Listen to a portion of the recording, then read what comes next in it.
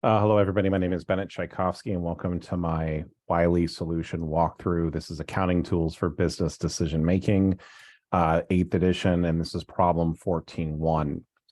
The textbook authors are Paul Kimmel, Jerry Weingat, and Jill Mitchell. The question used in the presentation is copyright 2022 by John Wiley and Sons. All rights are reserved. This is for educational purposes only. The video may not be distributed or redistributed without the express permission of Wiley. And this tells you how many times I'm now writing down 2023 instead of 2022, but this solution presentation is copyright 2022 and 2023 by Bennett Tchaikovsky. All rights are reserved. The opinions contained within this presentation are those of myself and not the author's book or of Wiley. And I cannot express my gratitude to Wiley enough for allowing me to publish these videos and making them available to you as you're going through and starting out in your accounting studies. Okay, let's go through and take a look at problem 14.1. So in another textbook, there's a very similar question to this that's actually used, which actually I kind of like. However, since that publisher is not as, well, let's just say they're not as kind in terms of allowing content creators to use their stuff, which I completely understand. But that's why I always like to ask for permission first, which I always would do. So here we are, right? So the first thing we're going to do is that this is a company that's producing 10,000 units, and these are the costs for the 10,000 units. What the question is asking for is what is the cost to compute the cost to complete one helmet. And then if production goes up or down, what would the cost per helmet be? And that's a modification that I've made to myself. So let's go through and take a look at each one of these items. So the rent on factory equipment. This is, if you see the word factory, you know it's going to be a part of manufacturing overhead. Right, so this cost item 1, which is right up here, this is going to be into manufacturing overhead. And again, why is it? Well, if we had essentially factory equipment, or basically run on factory equipment, it goes into factory overhead. Remember, we've got raw materials, factory payroll, and factory overhead. These are basically the costs in terms of what we're looking at in terms of putting this into the different categories. Okay, so insurance on the factory building. Oh boy, it has the word factory in it, so it must be a part of manufacturing overhead.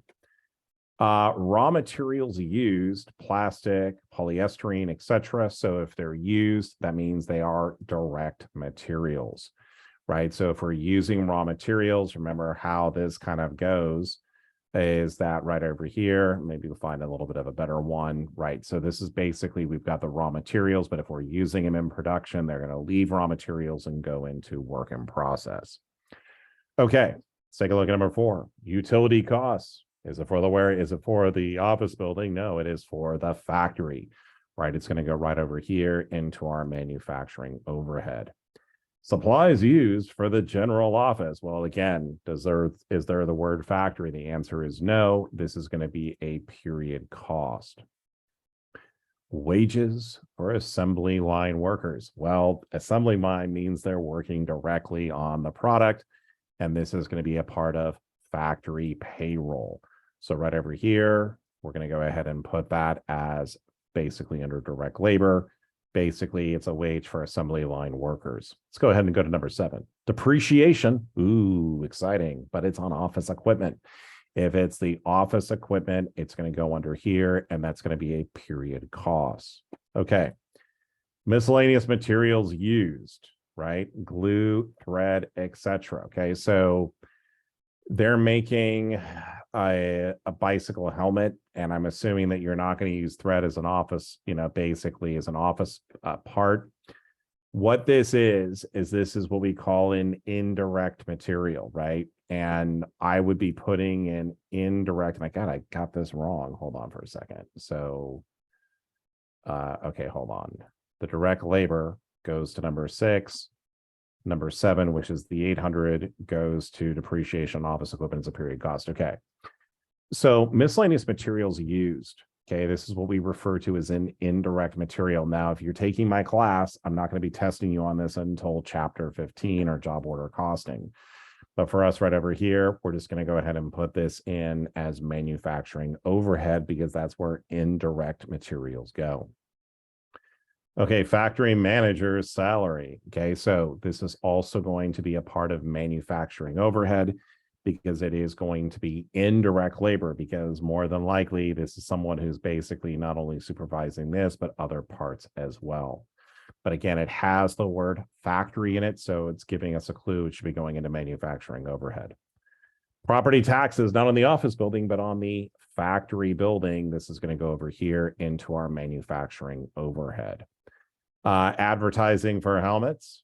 Well, advertising, that is actually, you got to be careful with this one, right? And this also goes here with sales commissions. Any type of selling expense is going to be a period cost, meaning it is part of selling, general, and administrative costs. Lastly, we have over here is the depreciation on the factory building. This is going to be as part of manufacturing overhead. So now we've gone through and we've sorted all these out. So our total product costs, what are these going to be? Well, it's basically going to be over here. This is going to be anything that directly relates to the production. As you notice over here, when I'm adding these up, the product costs are going to be 0 because these are period costs. The product costs right over here are going to be really the combination of these 3 items right over here. Why did I go through and do this? Because it's asking us to compute the cost of one helmet. My total product cost right over here is going to be 155,100. These are my total product cost for 10,000 helmets. Right. So now if it's asking us to compute the cost of one helmet, what I'm going to go over here and do is I'm going to basically say, okay, this is for 10,000 helmets. So the cost to produce one helmet. Okay. So right over here, I'm going to go ahead and divide. Okay. So basically this is going to be $15.51 per helmet. Okay, and this is at 10,000 units. Okay, now the normal question ends here. However, I like to add to the questions. And if production increased to 11,000 helmets, what would the cost per helmet be? Now, when we go through and look at this, what we have to kind of go through and kind of say to ourselves is, okay, which of these manufacturing costs are fixed? Which of these manufacturing costs are variable? What does that mean? Well, fixed basically means that no matter what happens with production, it's generally not going to change. However, if we're making more units, it will go through and change. So let's go through and just kind of look at this through. Rent on factory equipment. This is generally going to be a fixed cost. Okay, so what are we doing now? Well, if I'm producing 11,000 helmets, my cost per helmet, I don't know if it's going to be going up or down. What's going to be going through and determining that? It's basically going to be if a certain type of cost, is it fixed or is it variable? Fixed means it doesn't change with production. Variable means it does change with production. For example, if I were to produce 100,000 helmets, would my direct labor cost go up? And the answer is yes. This means that this over here is going to be a variable cost, meaning that it varies with production. But as I look at some of these costs here, like insurance on the factory building, that's generally going to be a fixed cost. And over here, when I look at the 75,000 for direct materials, well, if I'm producing 10,000 helmets or 100,000, would I need more materials? The answer is yes. This is going to be a variable cost. Okay. The period costs we do not care about, right? And so these costs over here, we're not going to really, anything that's a 0, we don't care about. because that's not part of my product cost. Okay, utility cost for the factory. What we're going to say on this is we're basically going to call this fixed. Okay, now you might also say to me, Bennett, well, the utility rates would go up, but honestly, we would need more information. And so if I don't have enough information, I'm just going to go ahead and assume that it's fixed. We already said that the wages for the assembly line workers would be variable. Depreciation on office equipment doesn't count because it's a period cost. Over here, miscellaneous materials used. These are indirect materials. We can say that these will be variable because they'll be varying with production. Over here, with the factory manager salary, we're also going to say that that is going to be fixed. This is going to be a variable cost. We'll say that the manager salary is fixed. Property taxes on the factory building, this is also going to be a fixed cost. So over here, my last one is going to be depreciation on factory building. We're also going to say this is fixed. I'm assuming it's going to be straight line depreciation.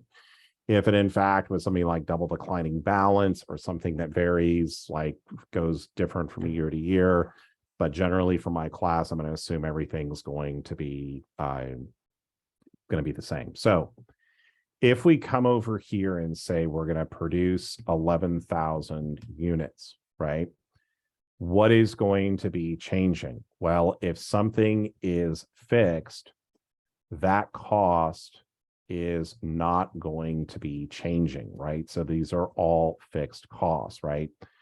So over here, right, these are all my fixed costs. Now, when I look at this though, and I say, okay, this was for basically at 10,000 units, right? This is how much I spent on direct materials. How much is that per unit? Well, if I come over here and say to myself, well, 10,000 units, right? And if I take 75,000, which is the product cost at 10,000 units, my cost per unit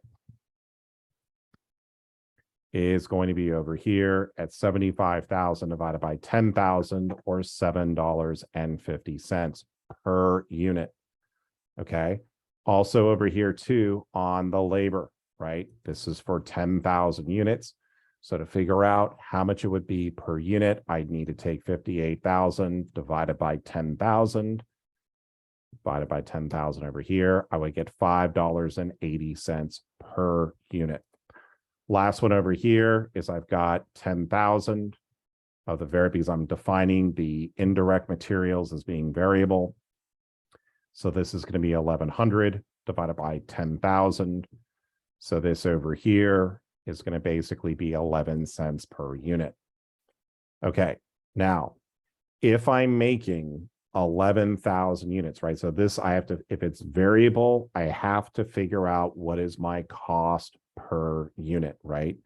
And again, these are all fixed costs, so these are not going to change, right? They're part of the product cost, right? This is the big one right over here. All of these here are product costs, right? The period costs, we do not include these.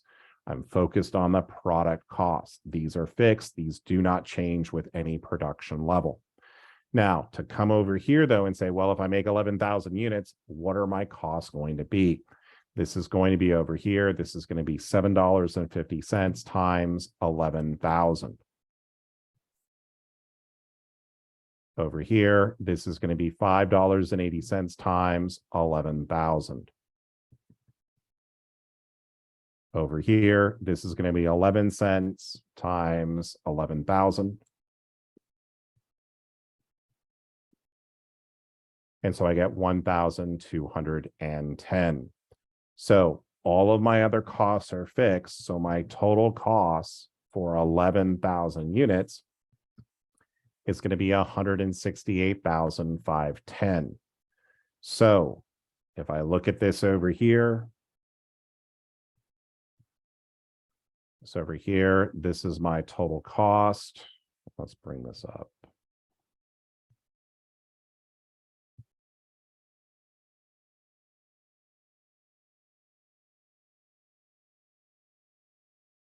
Okay, so over here, as you notice, this is higher than what it was here. Why is it higher? Because the variable cost, my production is going to go up. I made more units. So over here, my total production cost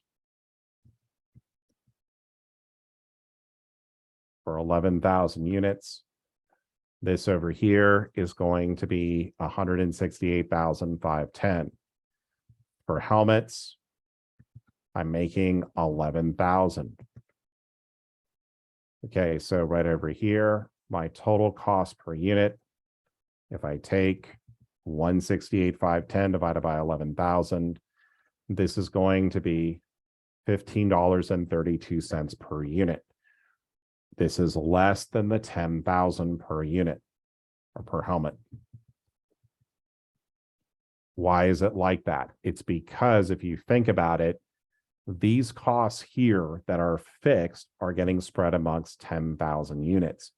The same fixed costs now are being spread amongst 11,000 units. So the cost per unit is going down. This is what they'll sometimes refer to as economies of scale. When we're going through and doing this example, though, I made some pretty big assumptions that my cost per unit at 10,000 would be the exact same as it would be at 11,000 for the materials, the labor, and the rest. Now, again, that's a pretty bold assumption to make, right? But it's just something we're doing just to kind of go through and kind of illustrate the point. Now, if we go through now, so our cost per unit's going down. It's because these fixed costs are getting spread out amongst more units, 10,000 versus 11,000. Now, let's look at this a little bit differently now. Let's now say if it's 9,000 units, right? At 9,000 units, meaning our output goes down, what's going to be changing? Well, the 11,000 here doesn't change. The 1,500 doesn't change. The $900 does not change. My 5,700, 400, and then this 1,500, all of these are not changing. Why not? They are fixed costs, right? They're not going to change with production. But over here, I'm now taking 750. I'm multiplying that by 9,000 units.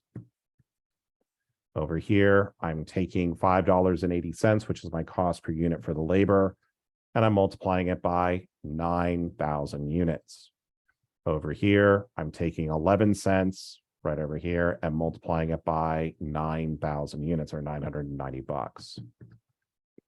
When I go through and add these up over here, my total costs have dropped. Why? Because my variable costs went down because I'm producing fewer units. This is less than the 10,000.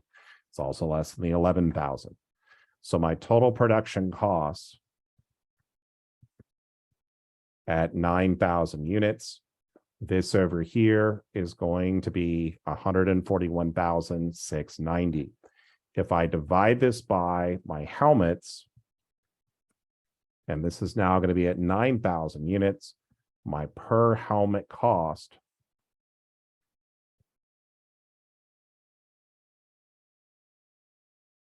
this is going to be almost $15.74. It's gotten more expensive. Why?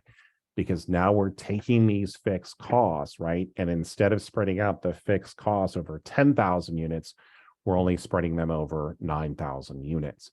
So again, this is not something that if this really only concerns you if you're taking my class. But if you're going through and learning this on your own, I kind of like this extra part over here, which is to kind of say, well, here's the basis. But what happens if we produce more? What happens if we go through and produce less? So in any event, just give me a moment here. Got to get my thank you, Wiley slide ready to go. So again, I want to give a huge shout out to Wiley. Thank you for allowing me to continue to make these videos. If you would like to see other solution videos, please feel free to ask for them in the comments. I look forward to seeing you on the next video. Have a great rest of your day.